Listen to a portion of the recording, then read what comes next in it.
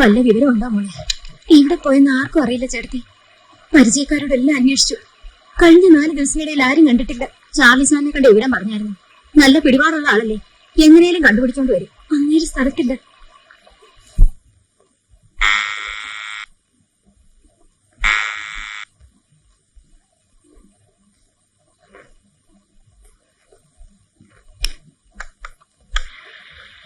I M sorry, ബോംബെയിലായിരുന്നു.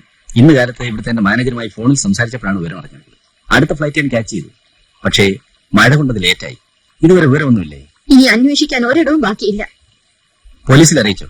Susan വിഷമിക്കണ്ട, ഒന്നും പറ്റിയിട്ടില്ല. തിരിച്ചു വരും. കണ്ടുപിടിക്കാൻ എന്നാൽ ആവുന്നതെല്ലാം ചെയ്യാം. എന്റെ കമ്പനിയുടെ ബ്രാഞ്ചുകൾ അലർട്ട് ചെയ്താൽ ഇന്ത്യ മുഴുവൻ അന്വേഷിക്കും. സമാധാനമായിരിക്കും. Give me just 24 hours. Charlie sir അന്വേഷിക്കാത്ത ഒരിടവും ഇല്ല സാറേ. ആ സാർ ഇടപെട്ടതുകൊണ്ട് പോലീസുകാരും എവിടെല്ലാമോ അന്വേഷിച്ചു. എവിടെ കാണാനാ? സൂസമ്മ ഇങ്ങനൊരുത്തന്റെ കൂടെ ആണല്ലോ ഇറങ്ങി തിരിച്ചതെന്ന് പോലും അന്ന് എനിക്ക് തോന്നിയതാ. അതിപ്പോ തലയെഴുത്തെന്ന് പറഞ്ഞാലേ കാർമർ എഴുതൊരു മാസെഴുത്ത് തന്നെയാ. ഒരിക്കൽ എഴുതി തന്നെയാ. 1.5 മാസം കഴിഞ്ഞ് മംഗലാപുരത്ത് റെയിൽവേ പാളത്തിൽ ചത്തു കിടന്ന കുഞ്ഞിന്റെ പടം അനാഥപ്രേതമാണെന്നും പറഞ്ഞ് പത്രത്തിൽ അടിച്ചു വന്നു. അത് കണ്ടപ്പോ തന്നെ ചാർലി സാർ അന്വേഷിക്കാൻ മംഗലാപുരത്ത് പോയി. 3-ന്റെ അന്ന് തിരിച്ചു വന്നു.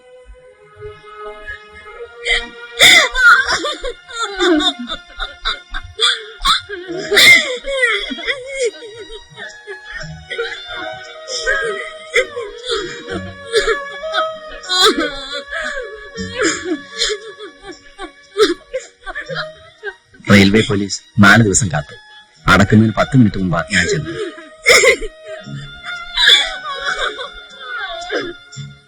ബോബി കുഞ്ഞില്ലായിരുന്നെങ്കിൽ സൂസമ്മ കുഞ്ഞ് എവിടെയെങ്കിലും പോയി ചത്ത കളയുമായിരുന്നു. ഞാൻ എത്ര പാടുപെട്ട പറഞ്ഞ് സമാധാനിപ്പിച്ചിരുന്നറിയാമോ? തിരിച്ചു ചെന്നാൽ അവരെന്നെ വീട്ടിൽ കയറ്റില്ല ചേട്ടത്തി. അങ്ങനെ പറയല്ലേ മോളെ. മോളെന്താ അങ്ങോട്ട് ചെല്ലാത്തതെന്ന് വിചാരിച്ച് മനസ്സറിഞ്ഞുകൊണ്ട് കഴിയായിരിക്കും അവര്. എന്റെ അപ്പനെയും അമ്മയൊന്നും ചേട്ടത്തിക്ക് അറിയില്ല.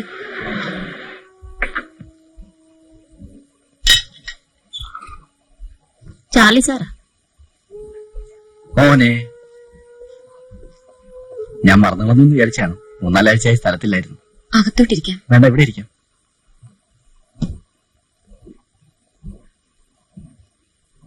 സൂസന്റെ ദുഃഖം കുറച്ചെങ്കിലും ശമിച്ചിരിക്കുമെന്ന് വിശ്വസിക്കട്ടെ. അതങ്ങനെ പെട്ടെന്ന് തീരുന്നതല്ല. സോറി, ഞാനിപ്പോ വന്നത് ഒന്നും തോന്നരുത്. പണത്തിന് ബുദ്ധിമുട്ട് കാണുമെന്നറിയാം. എന്തെങ്കിലും വേണമെങ്കിൽ ചോദിക്കാൻ മടിക്കരുത്. ഞാൻ മറ്റൊന്നും കൂടി ആലോചിച്ചു. വിരോധമില്ലെങ്കിൽ സൂസൻ എന്റെ കമ്പനിയിൽ ജോലി ചെയ്യാം. ഞാൻ മാന്യമായ ശമ്പളം തരും. താങ്ക്സ്. ഞാൻ ഈ ഉപകാരം ഒരിക്കലും മറക്കില്ല. ജോലി കൊടുത്തു എന്ന് മാത്രമല്ല, അവിടെ എന്ത് ആവശ്യമുണ്ടെങ്കിലും ചാർലി സാർ വരുമായിരുന്നു. ബോബി മോനോട് എന്ത് സ്നേഹമായിരുന്നെന്നോ. സ്വന്തം കുഞ്ഞിനെ പോലെയാ കരുതിയിരുന്നേ. പിന്നെ അധികം താമസിയാതെ അവരുടെ കല്യാണം നടന്നു അല്ലേ? അതെനിക്ക് അറിഞ്ഞൂടാ സാറേ. പക്ഷെ കല്യാണം കഴിച്ചേക്കോന്ന് അവിടുന്ന് പോകുന്ന സമയത്ത് എനിക്ക് തോന്നിയിരുന്നു, ചാർലി സാറിന്റെ അവിടുത്തെ വരവും പോക്കും ഒക്കെ കണ്ടപ്പോ. പിന്നെ നിങ്ങളെന്താ അവിടുന്ന് പോയിക്കളഞ്ഞത്? കൊട്ടാരക്കരെ കെട്ടിക്കൊണ്ടുപോയി എന്റെ ഒരു അനിയത്തി ചുമട്ടുവേരയായിരുന്നു. ലോറിന്ന് കരിങ്കല്ല് തലയിൽ വീണ് ബോധമില്ലാണ്ടായി. 3 കിളുന്ത് പിള്ളേര്. അവരെ നോക്കാൻ പോയതാ. പിന്നീട് കൊല്ലത്തേക്കെങ്ങും പോയതേ ഇല്ലേ? 1.5 കൊല്ലം മുമ്പ് ആ വഴി പോയപ്പോ ഞാൻ ചെന്ന് അന്വേഷിച്ചായിരുന്നു. വീട് പൂട്ടി കിടക്കുകയായിരുന്നു. അവിടുന്നൊക്കെ പോയെന്നറിഞ്ഞു. ഹലോ, ആ ജയിലറെ ഒന്ന് കണക്ട് ചെയ്യണം. ആലപ്പുഴ സി രവീന്ദ്രന് ക്വസ്റ്റ്യൻ ചെയ്യണമെങ്കിൽ കോർട്ടിന് പെർമിഷൻ വേണം അല്ലേ? അതെ, ഒരു കൺവെർട്ടിനെ കുറിച്ച് അറിയാനാ. Charlie blade. ഓഹോ, അത് ശരി.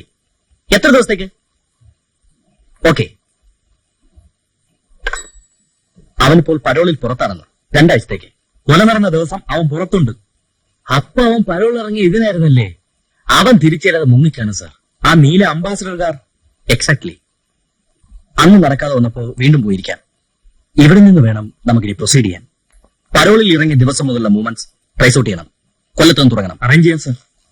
സംശയം വേണ്ട സാർ, അവൻ തന്നെയാ സാർ കൊന്നത്.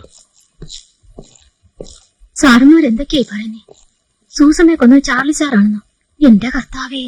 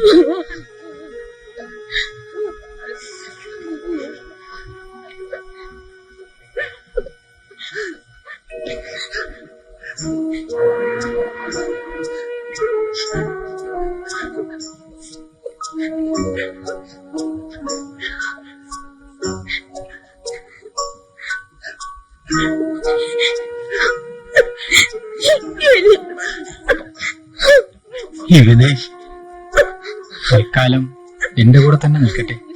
കേസ് കഴിയുന്നത് വരെ അങ്ങനെ ചെയ്യണമെന്നാണ് പോലീസിന്റെ നിർദ്ദേശം.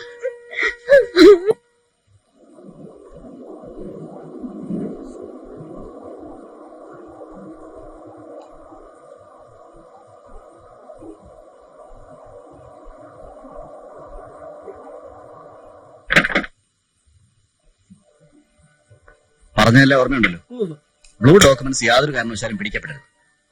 ഇപ്പോൾ വച്ചിരിക്കുന്നിടത്ത് മാറ്റണമെന്ന് തോന്നിയാൽ ബുദ്ധിപൂർവ്വം വേണം നിങ്ങൾ. സാർ, ആ കായൽ തീരത്ത് പ്രോപ്പർട്ടിയുടെ കാര്യം? അഡ്വക്കേറ്റ് അയ്യരെ കണ്ടാൽ മതി. ഓ ശരി.